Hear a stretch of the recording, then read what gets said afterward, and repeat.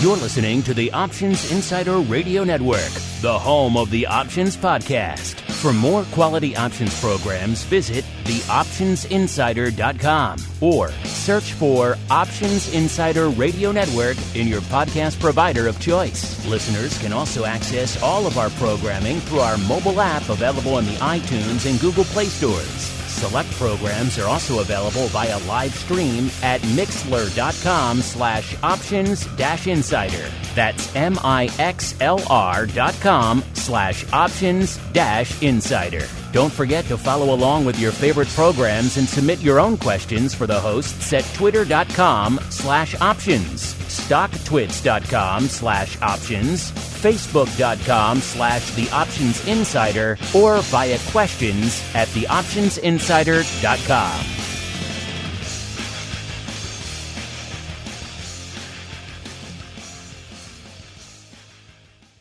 Gold, crude oil, corn, soybeans, and more.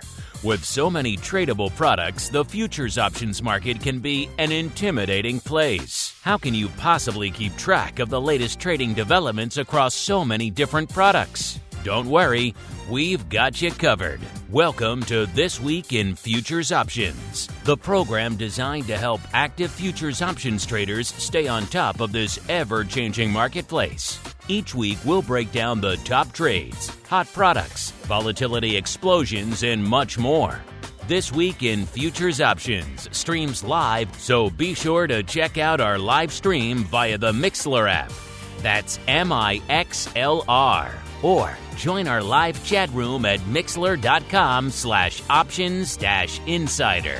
Whether you're an experienced veteran or a newcomer looking to separate the wheat from the lean hogs, This Week in Futures Options has the information you can't find anywhere else.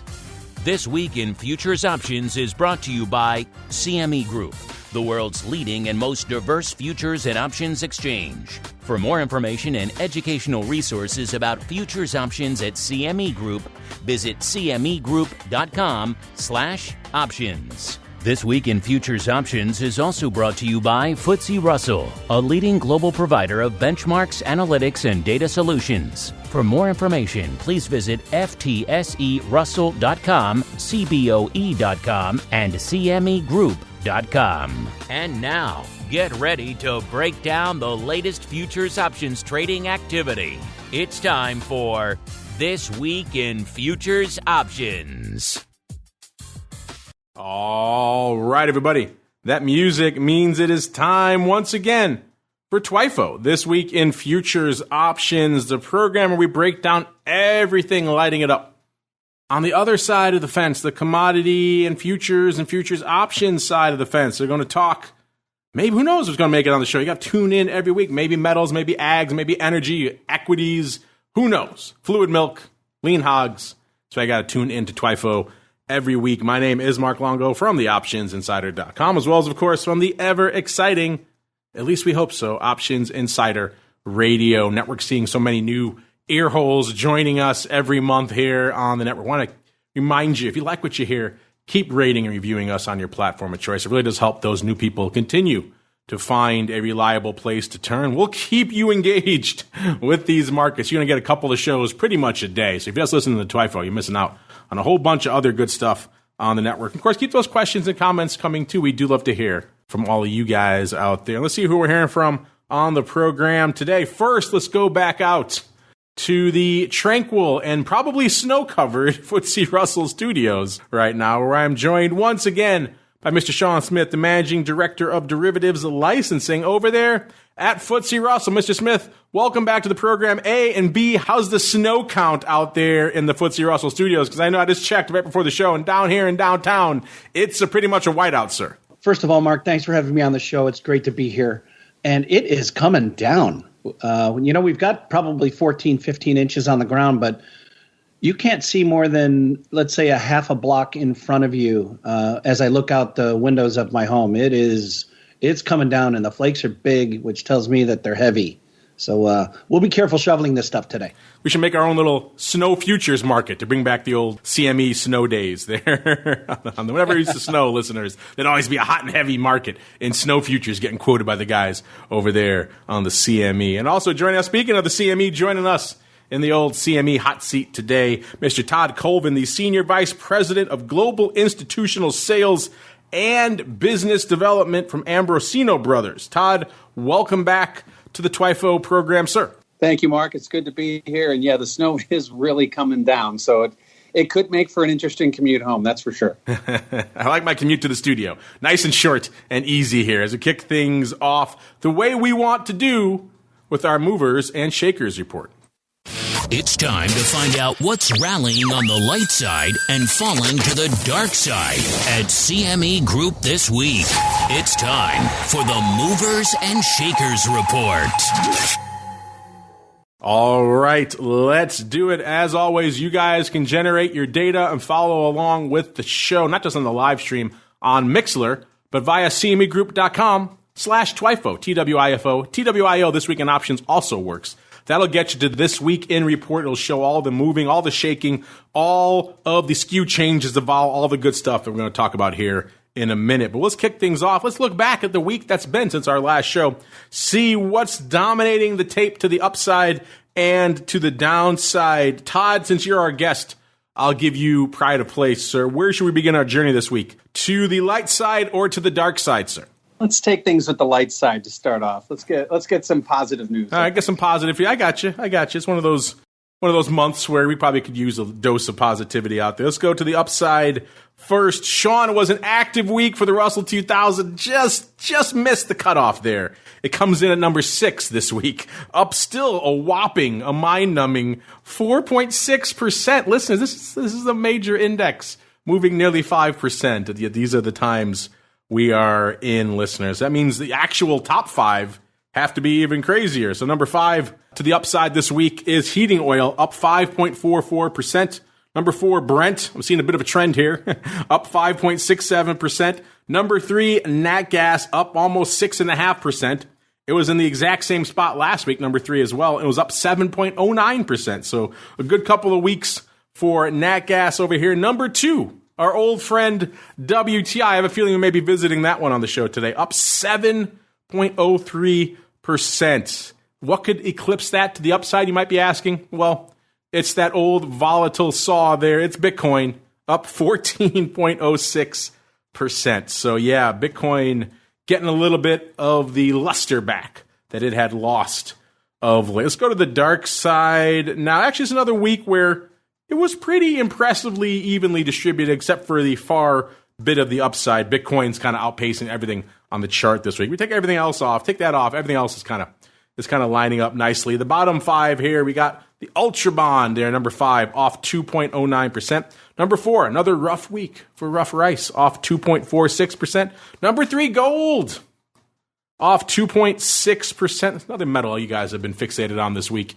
Maybe we'll get to that one this week as well. Number 2, our old friend Class 3 milk, off 3.6%. And number 1 to the dark side was iron ore, off almost 4.5%. Same spot last week. Number 1 to the dark side last week as well, off 4.25%. Again, before you ask, not a lot of options paper really dominating the tape out there in iron ore. Let's add a wrinkle to our movers and shakers. Let's look also what's moving and shaking from a volatility perspective over the course of the past week. Let's start in the red camp because it seems like there's more movement there this week. So what's declining this week from a vol perspective? Looks like we have a combo of a couple of things. It's mostly silver.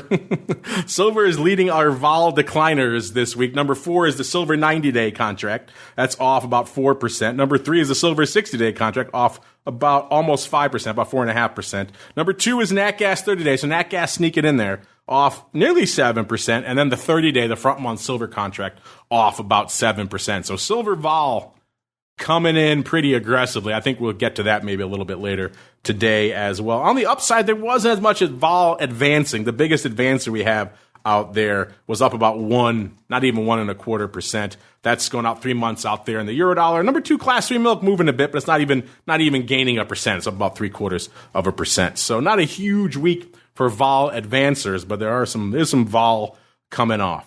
All right, Todd, it's a lot of table setting. There's a lot of places we could begin our journey this week. Which product category is really lighting it up for you? Where should we start first, sir?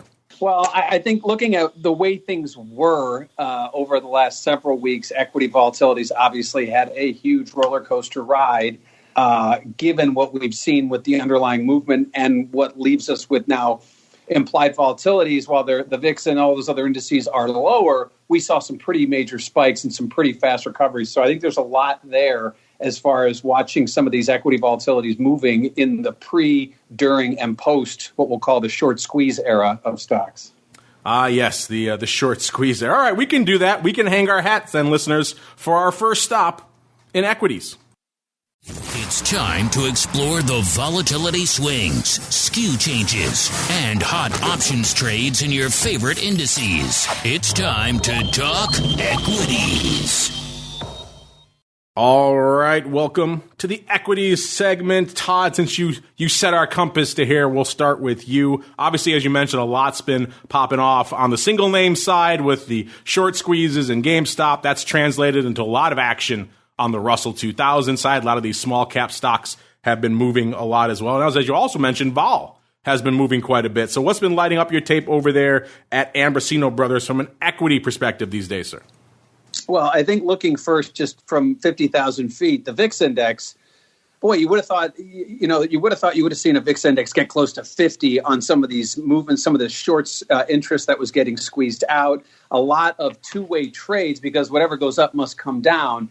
And what we really saw was the VIX, I think, limited. I got to as high as 37, came back. Now it's down back below where it started, that move. And it just seems that the more things change, the more they stay the same, in that the underlying indices all go back to shooting straight up and the volatility indexes all go back to down. So I think at this point right now, volatility, while we do have that short memory in equities, we have to remember that things can change very quickly. And we were shown that last week. Yes, we certainly were out there. A lot going on from an equity underlying and a volatility perspective. Let's set the table out here from a vol perspective. Come into Showtime, our old friend RVX, which is the VIX of the Russell 2000 listeners. Remember, we've been saying for a while it's been just glued. It can't really break through that 30 handle. It's been 30, 30, 30 for a while. It actually gapped up to about 35 on our last show, so it got higher last week. This week, it finally managed to come in and break through the 30 handle ever so slightly. Just before the showtime, it was about 29 and change out there. Puts it a little over 6 handles south of where it was this time last week. VIX, the cash out there, we had about a 22, off about 5.5 handles from where we were this time last week.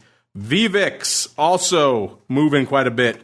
107.5. That's down 21, almost 22 points. If you're not familiar with that, VVIX is the volatility of volatility. So effectively measuring how fast VIX is moving. And it's moving quite a bit these days, but that VVIX number has come in. It was up to about 130 not too long ago. And VolQ, aka the at the money vol of the NASDAQ 100, is at about 22.5. That puts it down, about 5.25 points from last year. Puts that VIX to RVX spread, so the large cap to small cap vol spread, close to 2 points, a little bit shy of that actually, which is a lot tighter than last week, 5.6. I think part of that has to do with the fact that RVX finally came down a little bit. It had been glued and glued and glued up there, so now it was around 7 points last week. So that's come in quite a bit since our last show, which is kind of fascinating. And then the VIX to vol Q spread, about almost 4.75 points. It's a little bit wider, about almost 2.5 points than it was this time last week. Of course, Sean, in the intervening week, a lot's been happening out there in Russell 2000 land. Of course, I mentioned the big banger return for this week, but the numbers are in for January as well. A Russell 2000 beating out every other major index on the planet for January, up 5%. That beats the Russell 1000. It beats the FTSE. It beats everything out there.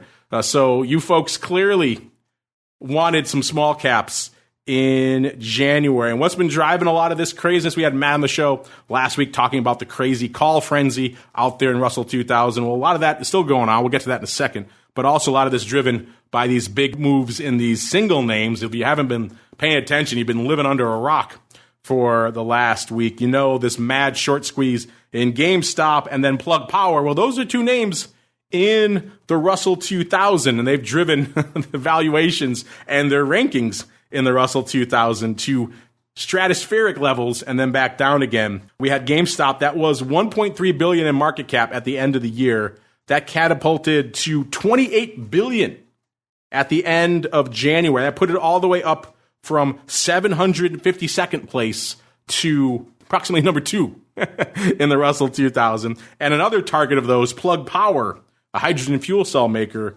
that got driven up as well. That market cap more than doubled from $15 billion to nearly $32 billion. That pushed it up to, it was number 2, and then it became number 1 in the Russell 2000. So a lot going on out there.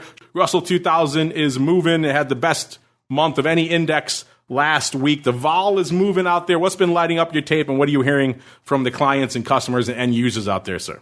Yes, this dynamic in Russell 2000 is really interesting. But if you look back at the progress and the rally of Russell 2000 from Q4 of last year all the way through to today with the Russell being up another 5%, you've got momentum in small caps. And the momentum behind it is, one, you've got fiscal and stimulus coming from the government. Right, you've got also the upside pressure because of the COVID vaccine acceleration. So there's a healthy weighting of healthcare stocks in the Russell 2000. So you've got some really strong base momentum for Russell 2000 to be performing extremely well. And as we continue to come out of the economic strife that we have, and we continue to vaccinate Americans at a high clip, the Russell 2000, with the economy turning around, it's the potential of upside is there, and it's very strong. And then you put on top of that what's been going on in these stocks that are in the Russell 2000. It's just been a tremendous ride. It's very interesting to see. But you've got a strong base of good economic numbers. You've got the COVID vaccine excitement as well, and now you've got some stocks that have just been taken up in this frenzy that's been trading for the last couple of weeks, and it's really exciting. And we can talk about the new products. I'm really excited to get there too. Yeah, there's a lot to unpack. Todd, I'm curious. You mentioned the single names and the vol. Everyone who's been coming on, everyone pretty much who don't even look at the small cap landscape have been kind of fixated on this index of late. Has that been the same over there at Ambrosino? Have you been seeing clients hitting you up talking about crazy upside calls and just getting long Russell 2000 as well there, Todd? Well, I think one of the things, not specifically there, but I think what we are seeing now is this wing vol sort of explosion where maybe you used to be able to buy some protected puts, protected whatever you're looking at, calls for reach. Now those are going to all be more expensive because of this move we saw. And at least until we get through this and it just distances ourselves out of our memory, wing vol, which is usually used as insurance or maybe even throwing out a little bit of a hey, yo, I want to get involved but don't want to spend a lot. That's going to be a lot more expensive now. And that's a reflection of this move and a reflection of what we just saw. And when the market now shows a very one-directional move upwards, we got the down move briefly. Now we're back on upwards. Those calls aren't going to be as cheap as they used to be. So you're going to have to get very creative, I think, when you're structuring some of these to keep them cost effective. Let's see. Talking about that crazy wing vol, that's something Matt was talking about on the show last week. That's been an interesting fixture of the Russell 2000 of late. Let's see if it's still going on. Coming into, as of a few minutes ago, the Russell 2000 just barely shy of the 2200 level. We haven't even had a chance to have our over 2000 party, and it's already almost 200 handles north of there. So that puts it up 6.25% just this week, listeners. So I guess if you factor that in, it could break into our top 5 there. Looking at where the most action was this week, it was out there in the week 3 February contracts. We got about 15 days to go. So that falls within our radar. We know most of the action is in the weeklies these days in the equities anyway. If you're wondering what that vol is, we just talked about RVX coming in a little bit. Let's see if that's also the case in these different contracts. Yeah, the at-the-money vol here in that week 3 contract at about a 24 puts it down almost 13 points. That got pretty juicy out there. That's a lot of vol coming in. In terms of the skew, let's see. The puts last week, 12.8% rich. This week, 15.4%. So the puts getting bid up. The calls, 7.9% cheap this week, 13.9% cheap. So the puts getting bid up. The calls coming in. That's starting to look more like a traditional equity. Maybe the mad surge to the upside is coming in. Maybe a lot of that has probably to do with that vol coming in pretty aggressively as well. Let's see what's lighting it up out here, and let's see if we can find out. Last week, it was pretty aggressive upside calls, as I recall, in particular the 2300 strike, and that appears to be the case again this week. In fact, that's out in March. The March 2300s are the most active contract out here this week in the FTSE Russell options, doing a bunch of paper, all of that opening, including a whole bunch yesterday here as well. So they were farther out of the money last week. This week, a little bit closer, but still the 2300s, so those kind of wing volatility that Todd was talking about earlier is obviously still very attractive, and the 2200s going up this week as well. So a lot going on, even though the week 3 in February was the most active month with about 29.5% of the paper. The actually most active trade out there was the 2300 call in March. So a lot going on out there. It's not out of the money calls anymore there, Sean. And speaking of what's going on out there in Russell 2000, before we keep rolling on with some other complexes, you guys have been busy over there, Sean, because obviously everyone's fixated on all things Russell 2000. So it seems like it may be an interesting time to add some new products to that mix, in particular getting on that smaller bite-sized train with these new mini Russell 2000 options that are coming, hopefully, if all the regulatory I's are dotted and T's are crossed, coming on March 1st, Sean. So in less than a month, we'll have 1/10 size contracts to sink our much smaller teeth into, sir. That seems like a good choice, given the fact that A, everyone's fixated on the Russell 2000, particularly calls right now, and then B, that everyone loves bite size. Look at the micro, Sean. So it seems like you guys are on the cusp of two trends that are working in your favor, sir. We couldn't be more excited to be partnered with CBOE Global and launching mini Russell 2000 index options. And as you said, they're 1/10 the size of the existing RUT contract. The ticker symbol in these is going to be MRUT. They're going to be 1/10 the size, cash settled, PM settled, European style, which means no early exercise. So there's no assignment risk. And clients have all been gravitating towards a smaller notion of value. And, a smaller notion of value really helps investors, gives them flexibility, gives them more precision. They get to hedge or enhance their portfolio down to a smaller notion of value. So, yes, there's a strong institutional demand for this contract. But it also brings new players to this contract, which have benefited from the micros that we've seen over at CME Group that have been incredibly successful. So you've got a professional trader and retail market that are very excited about this product. So I think the timing's perfect. CBOE Global's on top of this. March 1st is a pending date again. Yep, they need just a couple of I's dotted and T's crossed with regulators. But we're very optimistic, and we couldn't be more pleased with the launch of this product. We've got healthy volatility. We've got an incredibly performing small cap index. And, the timing's absolutely perfect for launching a product like this. So we couldn't be more excited. I kind of wish it was live right now, Sean. I think this thing would be doing gangbusters right now. The index is up over 6%. Everyone's fixated on all things Russell 2000 wings, as Todd was just talking about and as Matt was talking about last week. So I got a feeling, Sean, when this launches, it's going to do a wee bit of paper. What do you think? I'm very, very optimistic. And CBOE's out there talking to the entire ecosystem about the product, and we couldn't be more excited. We are partnering with them in a big way. We're very excited about this. We want Chicago to be the home for small caps.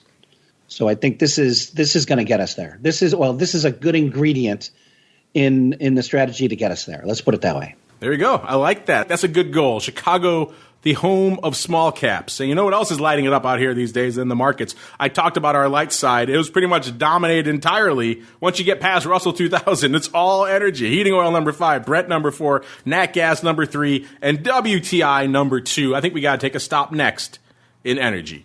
It's time to tap into the deep options well of black gold, Texas tea, nat gas, and more. It's time to talk energy.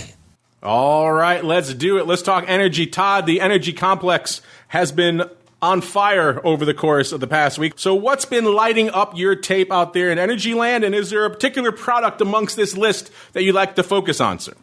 Well, we watch the WTI. We do watch Brent as well, but WTI seems to catch our eye more than anything else. And, over the summer, going back a little ways, it seemed like there was a cap on that, and it was just going to kind of wait and wait. Then we got vaccine information. Now we're talking about the economy expanding. Now you're talking about a number of buyers overseas buying and holding. And we've just seen a major shift here. Not only in WTI, but you also see it at the gas pump. But it seems at this point right now, expectations are playing a big role in this shift because the move that we've seen from just November to January has been pretty remarkable. So right now, I think things are very hot in WTI. I wouldn't expect them to cool down anytime soon. Yeah, things are certainly hot. Coming into showtime, WTI 56 and a quarter. That puts it up 7.75% just this week, just since Monday. So a lot of people thought maybe that rally had petered out. Then we saw some interesting numbers coming out earlier this week to just driving us higher here. If you're wondering how much paper on the tape right now, about 470,000 contracts already on the tape for WTI. So a pretty active week. Of that, about 38% coming in the March contract, which has about 13 days to go. So it's right at our 2-week cutoff period. So I think we'll make an exception for this one. If you're wondering what the vol is out there right now, it's almost a 31, about 30.75. But still, that's off about 5 points from where it was this time last week. So the vol actually coming in on this big move, which is kind of interesting. And then we have skew-wise. Last week, the puts were 8.6% rich, so that vol is already pretty high, about almost a 31. The puts, 8.6% bid to that last week. This week, much more, 20.2% premium to the puts. So get a feeling maybe some folks are feeling a little bit of a fade here. 5.7% cheap were the calls last week. This week, nearly 10%. So we're rallying pretty hard out there. Puts getting bid up, calls coming in. That's kind of the natural evolution you would expect when you're moving up the skew curve like that. The vol coming in probably also playing a little bit of a role in that. But interesting stuff out here. Big bid to those puts there in March. Let's see what the most active, the number one contract was this week. Looks like it was, looks like it's the 50 puts, which, again, not entirely surprising, given the fact that we're north of that strike and people in WTI tend to like the even money strikes out here. Total of nearly 20,000 contracts on the tape this week. The most active day was yesterday, nearly 7,000, 5,000 so far today, and about 4,100 on Tuesday. Monday, about 3,700 out there. It's back and forth, opening and closing both days, so it seems like a lot of back and forth paper on this strike this week. Then we also have the double calls, 55 calls coming in at number 2, with about almost just a tick under 15,000 contracts, the lion's share coming on Tuesday, actually almost half of it, 7,200 coming on Tuesday. That was slightly closing, so maybe we break through those double calls, they take them off the board, and they reestablish in coming days. Either way, a lot of paper going up on Monday. The lion's share of that seems like it was closing out here. Interesting stuff that also would be in keeping with what we're seeing from a skew perspective out here. Interesting stuff. Let's see if the other strikes that are catching our eye across the board. Also, 10,800 of the 65 calls trading out here in May this week. So that's an interesting strike. And if that's not bullish enough for you, you got almost 7,000 of the 70 calls going up out here in June as well. So upside strikes starting to light it up. 60 calls going up in Dece as well, 8,000 times this week. So the narrative for a long time has been, fade the rally, fade the rally, fade the rally. Of late, that rally's had some teeth.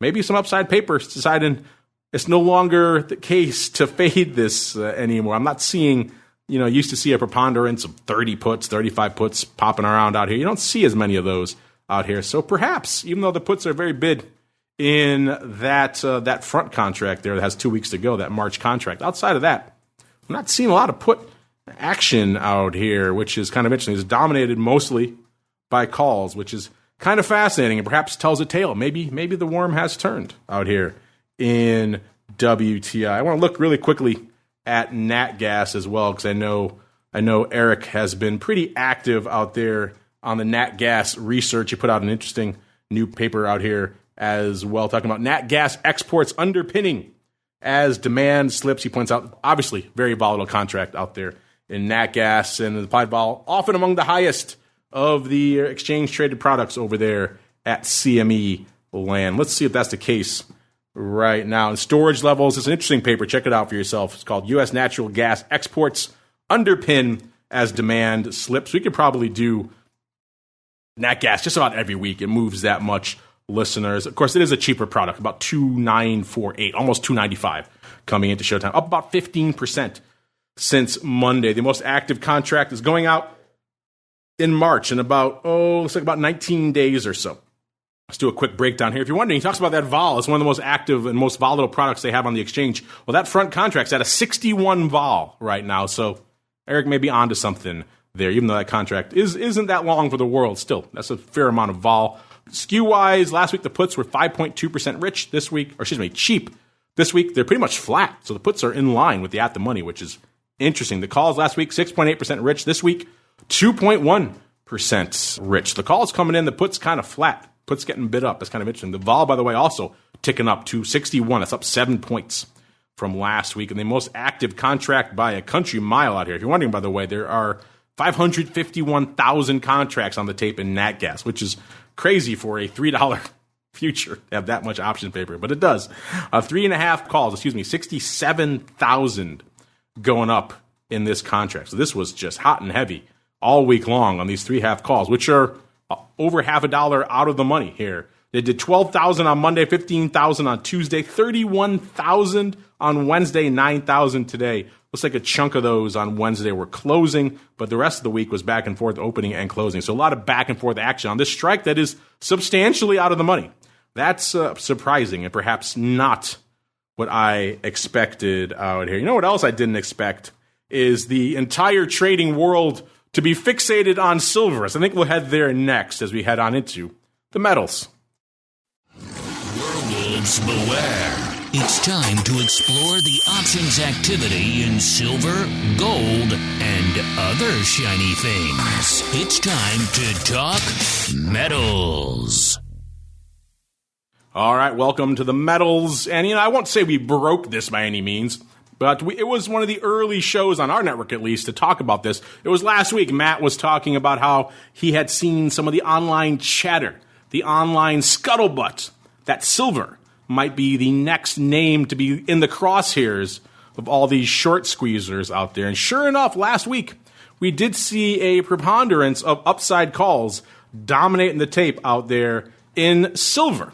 Well, fast forward a week, and the much-anticipated short squeeze everyone was looking for didn't exactly materialize. Silver come into, as of a few minutes ago, 26.40, off nearly 2% on the week, so not exactly the big upside swing everyone was looking for. Todd, were you paying attention to this silver drama? Were you buying into this short squeeze hype out there in silver? And more importantly, were your clients over there, sir? Well, silver was making a very, very good argument for higher prices prior to the short squeeze story. It's made a big move now. Seeing silver move $5 in 3 sessions is almost unheard of, and that's what we saw on this short squeeze. And I think there was some reaching there. You saw some SLV calls being purchased, maybe the 27.5, 28 and up strike. And they were reaches because they got into the game a little late. So it seemed that pumped everything up a little bit. Was during the move, you had those that were trying to take advantage of the move, and it never quite got there, and things fizzled out shortly after, as you just said. I think silver right now, it takes a backseat to its older brother gold, which typically gets the spotlight, and gold obviously having its own problems today. But I think that silver, if it can kind of hover here, is still there's still fair value here if you can get back to around that 25 level, given the fact that silver has all those industrial uses. It's not just a store value like gold. I think there is still some upside there, and I think volatility in silver, which is now going to probably be a little higher than it was, say, a month or two ago, will probably be warranted given the fact that we saw this move. Yeah, we were speculating about this on our later shows and earlier shows this week as well. We saw people talking out there in the broad media that silver was somehow setting up like GameStop, like it was a similar market. I heard it described as heavily shorted and illiquid, and those two things are not really what we were seeing out there in the silver market. It certainly was no GameStop, this notion of this absurd overextended name out there. So the illusions and certainly a lot more liquidity to back up out there in silver to be able to take some of these moves. And that's kind of what we saw. As Todd mentioned, we did see a big move, but it faded pretty quickly. So it was a short-lived move, and it didn't have the extended run, the extended legs that I think a lot of the squeezers out there would have preferred. If you're wondering how much silver does, these days it's a pretty active contract. 104,000 contracts on the tape for silver. That's up a lot from what it used to be not too long ago. So silver clearly doing the numbers right now. In terms of where the action was this week, it was the March contract, has about 19 days to go, doing 57% of the paper out there this week. Now let's see, vol-wise, silver vol got up there, as you might imagine. Not quite the 1,000+% level of GameStop that we saw briefly, but pretty rich for silver. I mean, silver right now is almost 40 vol, 39 3/4, and that's off nearly 21 points just over the course of the past week. So the vol got bid up to astronomical levels, and then it got annihilated ever so quickly. So what squeeze there was, what attempt there was to bid this up, it bid up the vol, but it came right back in very quickly. In terms of skew out here this week, the puts last week 5.7% cheap. In this March contract this week, even cheaper, 12.7%. The calls, 8.2% rich. This week, even richer, 12.4%. So interesting. There still is a bit of a bid to the calls out here. Let's see if we can find what's afoot out here this week. Last week, it was all upside calls. This week, it seems to be the same tale. 35 calls. That's the most active contract here this week in March, doing almost 5,000, 4,800. Of these bad boys, which is a decent clip for silver. Most of that coming on Monday. Surprise, surprise. All that short squeeze was really popping off in silver. Everyone was trading the 35s in March, mostly opening, 3,000 of them going up that day. 1,100 going up on Tuesday, slightly closing. That makes some sense. Some folks maybe getting the heck out of Dodge. And then more opening, actually, about 1,000 almost on Wednesday, and then kind of nothing today, only 68 today. So it seems like that short squeeze, it was short-lived, and it kind of went out with a whimper. Not much action there today. But the 30 calls were also pretty active, and those are a little bit closer to the money. They did about 4,600 contracts. Similar story there, about 2,500 on Monday, actually slightly closing, which is surprising. 1,000 on Tuesday and about 700 on Wednesday, a couple hundred going up today. So 30 and 35 calls in March were the order of the day out here this week. Most of that trading on Monday and a little bit on Tuesday, which, again, not exactly surprising. But it didn't stop there. 50 calls did 3,500 contracts this week, about 2,700 on Monday. So folks were getting a little outlandish with some of their strike selection, shall we say, out there, going all the way up to the 50 strike for decent size out there. So they did try to come for it here. It just didn't materialize the way they thought. Again, a lot of people maybe not having a strong understanding of the underlying mechanics, what's going on out there from an order, from a volatility, from a liquidity perspective. In silver, that makes it markedly different from something like a GameStop. If you listen to our option block show on Monday, we said this squeeze is probably not going to materialize the way people think, and that's pretty much how it played out. Let's look here really quickly, any outlandish prints. We got 60 calls in June, went up almost 1,000 times this week, so some folks got a little bit outlandish, even beyond the 50s, with the 60 strike out there. So fascinating stuff. Todd, you mentioned gold as well. Let's pull that up really quickly. Gold's been having its own issues. It's not exactly a short squeeze name. It's different. Gold is usually where the metal story begins. It's surprising to show that everything's fixated on silver right now. It shows how the worm has turned. What's been lighting up your tape and for your clients out there in gold of late, sir? Well, gold obviously looking today like you're seeing this technical moving average cross that's caused a lot of bit of negative price action. Likewise, you get these interest rates start trading up, and gold can't compete with that. Gold right now, from a fundamental standpoint, is going to have some downside. So keep an eye on those puts to the downside. They're going to start to get richer because obviously today we made a big move. where's the bottom going to be on this? And I would expect to see some put vol or some put skew start to come back into the picture, despite what the Fed's doing, despite what we don't know about the economy.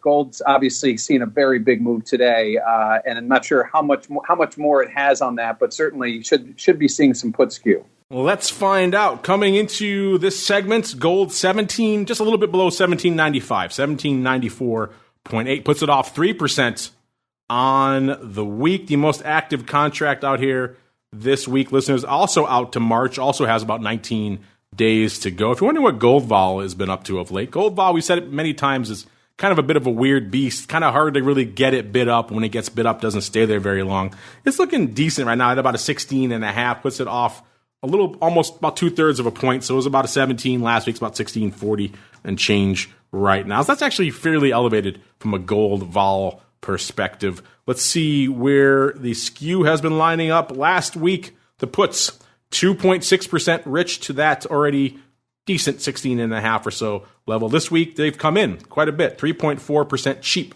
So puts coming in. Calls last week were almost unched to the money, not even 1% rich. This week, 5.7% rich. So the puts coming in, calls getting bid. Again, not surprising maybe, given the fact that, we're moving down the skew. But usually if you have a sharp move, you expect the puts, as Todd was saying, expect the puts to get a little bit more bid. Let's see if we can dig in and see what's afoot out here. 32% of that paper going up in March. The most active contract of the week out here looks like the 1800 puts, which again, not surprising. That's pretty much an at-the-money put right now. That did 6,400 contracts. By the way, if you're wondering how much paper gold putting up, 2.25 times more than silver, 225,000. We're at just a little bit north of 100,000 for silver out there. So give you a little bit of a frame of reference between the two products. 1,800 puts doing 6,400 contracts in March this week. The lion's share actually coming today. Again, referencing that big move today that Todd was referring to. 3,500 going up today, 1,400 yesterday. The rest kind of scattered throughout the week. So obviously we don't have OI numbers for today's paper, but given what we're seeing out there, maybe some folks are closing out or blasting away on some of these puts. Again, if you broke through the 1,800 strike, people may be taking those off and deciding to put that money to work somewhere else, which could be accounting for why we're seeing that put skew actually come in a little bit. Let's also look really quickly. 1,700 puts, so about 100 handles out of the money, also active this week. They did about 5,200 contracts. Once again, the lion's share today. 4,700, 5,200, all going up today. So a lot of puts in the near term going up today, which is interesting, just not maybe in the way you might assume. Let's look really quickly here to see what else is lighting it up. It wasn't all puts, listeners. There were some calls lighting up this week as well. Let's go out to April, and let's go out to the April 1970 calls. They did about 5,100 contracts this week as well. That's an interesting strike. Not quite 200 handles out of the money. And they did all that paper, 5,151, 5,090 went up today. So looks like 2,300 of the 1900s went up as well. So maybe a funky 1x2 there. But there are some weird strikes afoot there, that's for sure as well. So it's not all puts all the time, but there are some calls in there. But there were a lot of puts, and then the months that had them, the put skew actually came in, which is kind of interesting. But again, we blew through that 1,800 strikes. That probably has something to do with it. That was a pretty key strike, and once we blew through it, the folks obviously not holding on to those puts, taking them off and deciding to readjust. That could be a sign in of itself. Maybe this rally this sell-off may be petering out a little bit here. We'll keep an eye on this. Let's look really quickly. We always like to have some weird strikes in gold as well. And actually, this isn't that weird anymore. The 2000 strike, we were there not that long ago. That lit it up this week out here in September to the tune of 6,000 contracts. That was actually a pretty active contract. That's actually close to actually on number 2. Actually, I take that back. That should have slotted in at number 2 out there in September. 6,000 of the 2,000 calls going up in September this week. All of that today. 6,002 today. So a lot of paper on the tape in gold today, and not all of it perhaps what you might think. Todd, does any of that paper surprise you given what you were thinking out there in gold, sir? No, I think I'm a little surprised when I'm seeing more put spread selling, I guess, would be the key, because you're right. We hit the 1,800 strike. When you get to your level, you typically get out. Gold certainly, has a lot better story for gold going higher here at this point. given the environment. But certainly, when the dust settles here from today's move, how it reestablishes should be pretty interesting. All right, Todd, we got time for probably one more product before we squeeze on the listeners. So it could be something from one of our movers and shakers here. Perhaps there's another complex that's really lighting up your tape over there at Ambrosino, sir. So where should we point our gaze next? Well, looking at some of the, did you mention Eurodollars in one of your rallying or something? Yes, they were on our vol movers this week. There was a 90-day Eurodollar was our top vol advancer this week. The Fed, the yield curve, inflation fears. How are they impacting options activity and volatility in your favorite interest rate products? Let's find out as we explore the world of rates. Okay, I like that because I think right now, when you look at rates moving higher, there's been a propensity to move it out the calendar a little bit. So there's been a lot of activity on the put side there, obviously for rates to go higher. It doesn't surprise me that we're seeing higher vols in rates. We're seeing that in the Treasury complex as well. Obviously didn't quite make didn't make the list this week, but certainly the reach for higher rates longer out the curve, longer out the calendar seems to be a new trend here. Yeah, we just had our folks from Demand Derivatives on our last show. They analyze a lot of realized vol, and they were saying they're seeing some interesting upticks in realized volatility. You're right, longer out in the curve a little bit, which is an area that is notoriously, shall we say, volatility anemic. Not much vol out there at all. You're talking a couple of percent maybe. So some movements out there from a realized vol perspective is maybe something of interest and something of note. Let's go out to Eurodollars. This is, of course, the big dog over here at CME Listeners, doing 2.1 million contracts so far this week. So sometimes trying to parse the paper out here is like spitting into a hurricane. There's just so much going on out here. In terms of where the action was, again, it's also very spread out.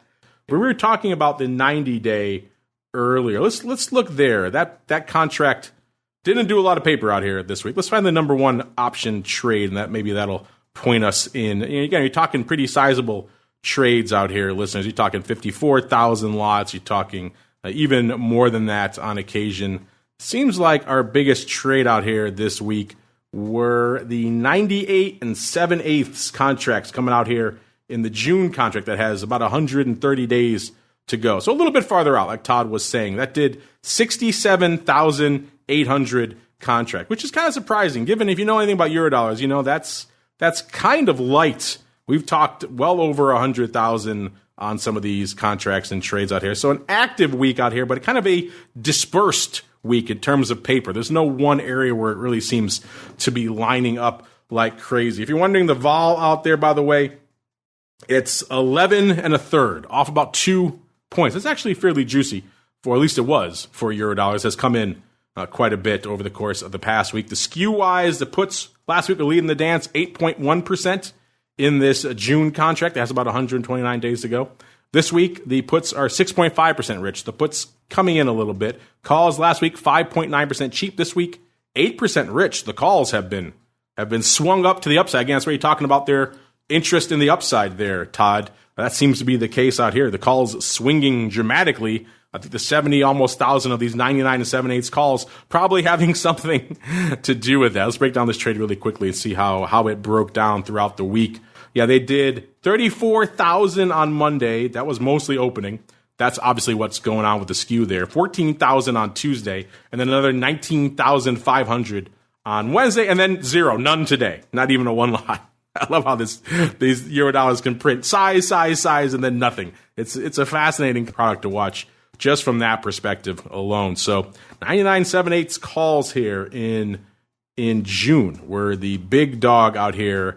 And that strike seemed to be the strike across the board. You said 52,000 of them going up here in the March contract as well. So 99 7/8 seemed to be where the action. It's also refreshing just to talk in 16ths and 8ths again. Brings me back to the old days over there, slinging things like the S and all sorts of fun. Now it's time, though, to sling some of your questions. It is time for your Futures Options feedback. It's time for your questions, comments, and insights. It's time for Futures Options Feedback. Submit your questions at twitter.com/options, facebook.com/theoptionsinsider, stocktwits.com/optionsinsider, or via questions@theoptionsinsider.com. You can also submit your feedback via our Options Insider Radio Network mobile app, available for iOS, Android, and Kindle Fire devices. You can even ask your questions live via our Mixlr chat room. So grab the Mixlr app or just search for Options Insider at Mixlr.com. That's Mixlr.com. All right, everybody, let's get to it. You guys have a lot of things on your collective brain out there this week, including, let's start this off with this one from LBLT, because this question reflects what a lot of you were thinking about this week.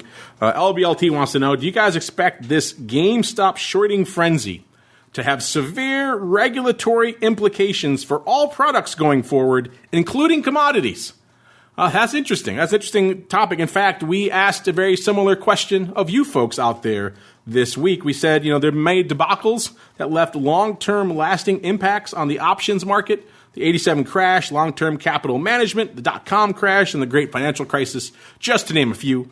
Should we add the GameStop frenzy to that list? We gave you two choices. Yes, it's a post-GameStop world, or no, this is a tempest in a teapot. Sean, maybe we'll start with you. What do you think from our listener question? Do you think this is going to have severe ramifications from a regulatory perspective going forward? And then B, what is your vote, and what do you think our audience is voting for in our poll? You think this is we're all living in a post-GameStop world from a regulatory perspective, or is this more of a tempest in a teapot, sir? Regulators are all going to take a look. There's going to be a lot of analysis. There's going to be a lot of opinions. There's going to be a lot of a discussion about protecting the individual investor. The jury's out on this one. I actually I don't know which way this is going to go. My personal opinion, that is. Sean's in flux. Todd, maybe you can clarify it for us. What are your thoughts for our listener? And indeed, what are your thoughts on our poll? Which way are you going, sir? Well, I agree with Sean. I think that this is going to be, there's going to be committees and there's going to be meetings and task force. And at the end of the day, the information that was put out there seemed to be pretty transparent. I don't know that. And I think that's why you're going to have to get to the bottom of it. So I think we are going to be living for the short term in a post-GameStop type of world. I think over time things should normalize, and I think the one lesson I think that was learned out of all this was that short interest stocks with a high level short interest stocks need to be wary of a squeeze and a collaborative squeeze. So that could be something to keep your eye on. I think we're definitely going to see some more reform coming on that short interest, short selling side of the fence. Reg Show clearly not doing its job out there these days. Our audience is kind of mixed as well. They were leaning heavily towards, yes, we're all in a post-GameStop world. That has since diminished a little bit. Right now it's about 56% saying yes and 44% saying no. It's a tempest in a teapot. What do you guys think? Head on over to @options, make your voice heard. But I do think we're going to be seeing some regulatory ramifications from this for some time. Hence my vote probably for the yes category there. All right, let's move on to, Sam. Sam was listening to our show last week when Matt was talking about how the Robinhood effect is being really felt in the Russell 2000 now, how small accounts are gobbling up any calls that will fit into their accounts, particularly 5 Delta and smaller calls. And Sam wrote in wanted to know, so is the options market fundamentally broken? Another interesting, our audience is full of interesting questions, because that's also one we were putting to you last week on our show, because we heard in the immediate run-up to this GameStop frenzy, it spilled over into other things, including obviously the Russell 2000. And so people were saying, are out-of-the-money calls being fundamentally mispriced now? Do we have to change the way we model these going forward? So we asked you guys that question as well. We say, is this frenzy around these short names, should we change the way we price out-of-the-money calls? Yes, this changes everything. No, this is a joke, or what the heck is happening? And you guys overwhelmingly, as I hoped you would, said no, this is a joke, 74%. 16% said yes, this changes everything, and about 9.7% saying what the heck is happening. I understand the latter there as well. So no, I don't think, Sam, that this means the options market is fundamentally broken. In the case of the Russell 2000, that was people just coming in. They wanted to express some upside interest. You can maybe call it hyperbolic or maybe overdone. Of course, the moves of the last couple of weeks maybe back that up, that they weren't overdone. But people were expressing that interest. They had smaller accounts. That's what they could afford, the far out of the money wing type trades. And at least so far, it seems like it may have worked out here. He also chimed in to say he thinks changing out of the money call prices will impact not only people buying calls, but also people selling covered calls or having to close their covered call positions, which is quite unreasonable and perhaps also impractical. Yeah, it is very unreasonable and impractical to somehow think you can make market makers add some X percent to all of their call wings. That's going to be, you're right, they're going to be sucking down a lot of calls. People are going to be selling a lot of calls to them. And then what's going to happen? They're going to lower that volatility as a result. So the market will win out at the end of the day. There's no way you can artificially come in and say, hey, all out of the money calls now need to be 12% higher, whatever the number is, because it's untenable. And the market will dictate where that level should be. Right now, there were people dictating that they thought it should be higher in that wing. And the market makers responded by jacking things up very quickly. But it was short-lived, as we saw out there. Sean, anything to add on this? Because he's talking about your baby here, Russell 2000, and the extreme level of interest we saw in those 5 and lower delta calls, sir. You know, that call buying began way before this frenzy in these individual stocks. And index performance is index performance, and the constituents within that index are going to move the index. And of course, we have this frenzy going on. The option market isn't broken, and this call buying was an interesting dynamic in these individual stocks. But the upside call buying that Cboe Global and CME saw in their Russell 2000 options were very large trades, and they continue. So it's a market where investors can invest, hedgers can hedge, and those that want to harvest volatility have that tremendous opportunity in these options. So market's not broken. I'm just excited that liquidity is there for the client. There you go. Not broken, maybe just short-term exuberant, let's call it. All right, let's finish up. We're running out of time here. Let's go with a quick one here from Brighton Capital. He's also was listening to our show last week. He said, I enjoyed the interview with the guy from ORATS, as he puts it, Matt. He says, the comment about crypto was funny. He quotes him saying, I've been involved with it for nearly a decade, but I'm still ambivalent about the whole thing. Translation, I've made a boatload, but the volatility is scary, even to a vol expert like me. Well, I'm not going to put words in Matt's mouth. I'll have to ask him what he thinks of this. But I have talked to him about crypto for a while. In fact, I had him on a panel with me about crypto about 3 years ago. So we've been talking about this for a while. He's been ambivalent a lot of that time. I mean, he was interested in it. He was doing stuff with it. As I joke, he tried to sell a house in it a few years back. So he has been interested, but I think he's always tampered his enthusiasm. I think it's some of the old school market maker in all of us. It's kind of hard to beat out that cynicism at the end of the day. And when you see a market that's as hyperbolic as Bitcoin has been for the past few years, it's hard to come at it and not be somewhat skeptical of that. So I think some of that is probably well earned. I hope for his sake, I hope he has made a boatload out there trading it. So I can't speak to that, but I think the old school cynicism I think is kind of hard to shake on all this stuff. Great comments, great questions. I'll keep them all coming. All right, unfortunately, that music means we come to the end, man. An hour flies by when we're talking all things futures options. But before we go, Todd, if folks are intrigued, maybe they have questions, they want to reach out to you guys over there at Ambrosino Brothers, where should they go? What should they do? You can reach me on Bloomberg, tcolvin14 at bloomberg.net. I'm there all day, every day. There you go. And you got any hints, any teases, what you guys have coming up over there at Ambrosino Brothers? Now is the time, sir. The floor is yours. Well, I think we're going to keep an eye. We primarily have been focused on our interest rate business here over the last several months, and I think this is where we're starting to see, we could see a potential breakout. Obviously, the economy's changing. The vaccines are coming. That's going to put a little less heat on the Fed, which could give interest rates a bit of room to run to the upside. So we expect interest rates to continue higher here in the short term.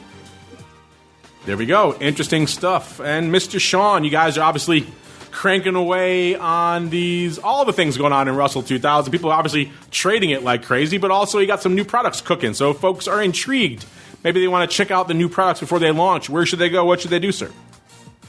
Well, the best place to go for information on those new mini Russell options CBOE Global's launching is cboglobal.com. Please go to CBOE's website. If you have questions, you can come to me, and I'll put you in touch with the subject matter experts over there, or I'll try to answer the questions myself at sean.smith@lseg.com. Very excited about the new products coming out.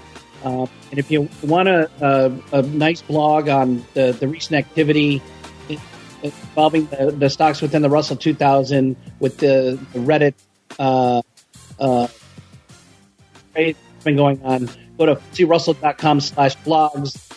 Our Philip Lawler has put a nice blog with some interesting statistics on those moves. So feel free to go there as well. And again, Mark, thanks for having me on the show today. Happy to have you. Check them out over there, FTSERussell.com. All that research, they have been doing a lot of it. All these things you guys are asking us about, the upside, the crazy moves in Russell 2000, how it shapes up versus other indices, how the GameStop frenzy is reshaping the index, all that stuff can be found over there at FTSERussell.com. And you know where to go if you want to find the reports I use throughout the show, or perhaps you want to check out some of these research papers I was talking about, like Eric's paper on nat gas and a whole bunch more. It is, of course, cmegroup.com. I'm going to have Mr. Tim McCourt, who heads up equities and crypto, join us on the show next week, because guess what?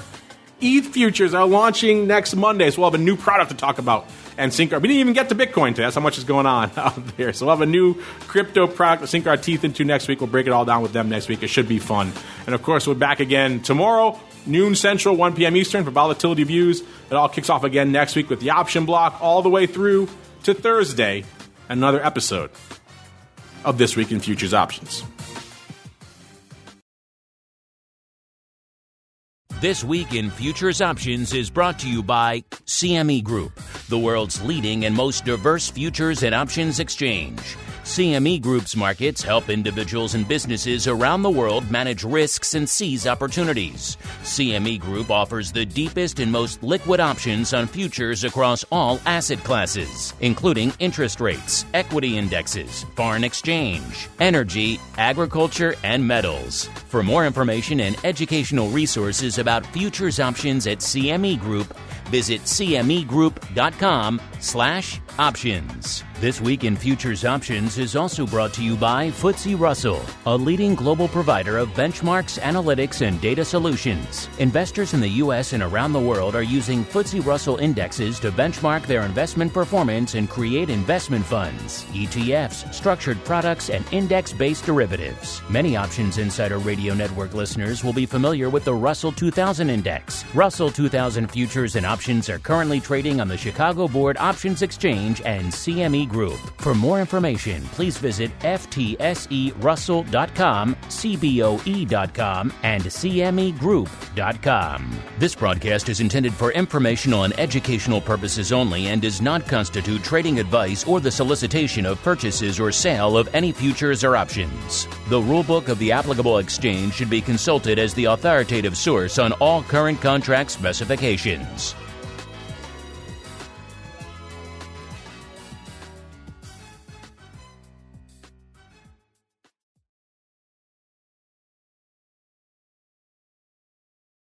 You're listening to the Options Insider Radio Network, the home of the Options Podcast. For more quality options programs, visit theoptionsinsider.com or search for Options Insider Radio Network in your podcast provider of choice. Listeners can also access all of our programming through our mobile app available in the iTunes and Google Play stores. Select programs are also available via live stream at mixlr.com/options-insider. That's mixlr.com/options-insider. Don't forget to follow along with your favorite programs and submit your own questions for the hosts at twitter.com/options, stocktwits.com/options, facebook.com/theoptionsinsider, or via questions at theoptionsinsider.com.